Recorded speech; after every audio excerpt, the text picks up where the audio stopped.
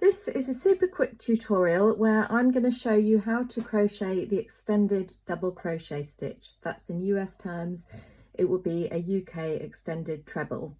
So here I've got a row of 10 extended doubles. I'm going to refer to these in US terms throughout. And I'm just going to show you how to recreate them.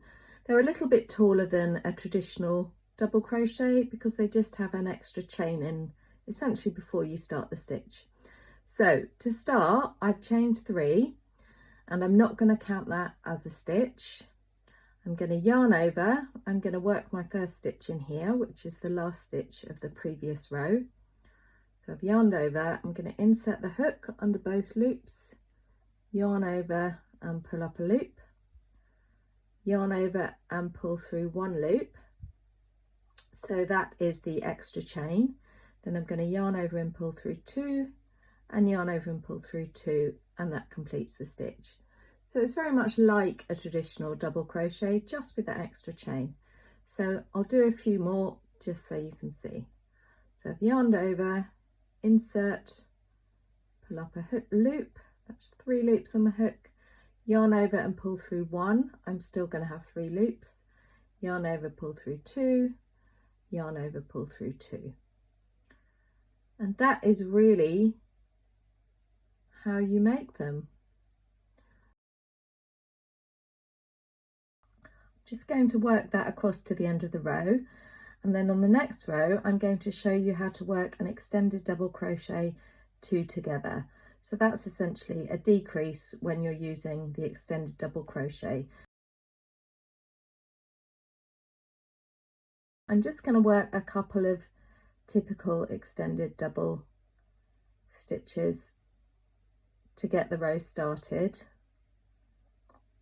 Okay, so an extended double crochet 2 together is very similar to a typical double crochet 2 together. Oops. I'm going to start over with my yarn over, start with my yarn over, insert into that first stitch, yarn over and pull up a loop, yarn over, pull through 1, yarn over, pull through 2. So for a normal extended double, I'd yarn over and pull through 2 to complete it, but I'm going to leave that stitch on the hook and I'm going to move to my next stitch. So in this instance, I'm going to work in these 2 consecutive stitches. In my new pattern, the Mellow Waves cardigan, I work an extended double 2 together and I skip that stitch and work it in those 2. So it's still a 2 together, you're just missing a stitch there.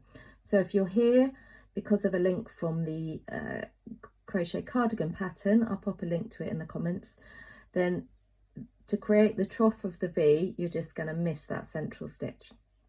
I'm going to carry on with a stitch and then I'll show you again. So to make the second part, I'm going to yarn over, insert into that next stitch, yarn over, pull up a loop, yarn over, pull through 1, and yarn over, pull through 2.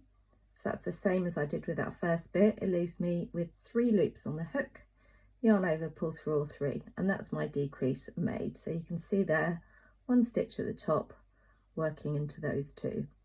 I'm just going to demonstrate that again so you can see a little bit clearer without me talking through it, or without me going off piste at least. So I'll just do 1 extended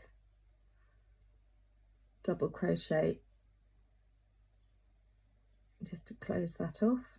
Okay, so yarn over, insert your hook, yarn over, pull up a loop, yarn over, pull through 1, yarn over, pull through 2, moving on to the next stitch, yarn over, insert, yarn over, pull up a loop, yarn over, pull through 1, yarn over, pull through 2, and then to complete the decrease I'm going to yarn over and pull through 3, and that's really all it is. So hopefully you can see there how the decrease has been made, and I'll just carry on working extended doubles to the end of the row.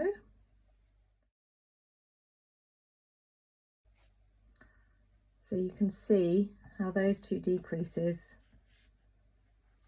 have shortened that row. Hope you found that helpful.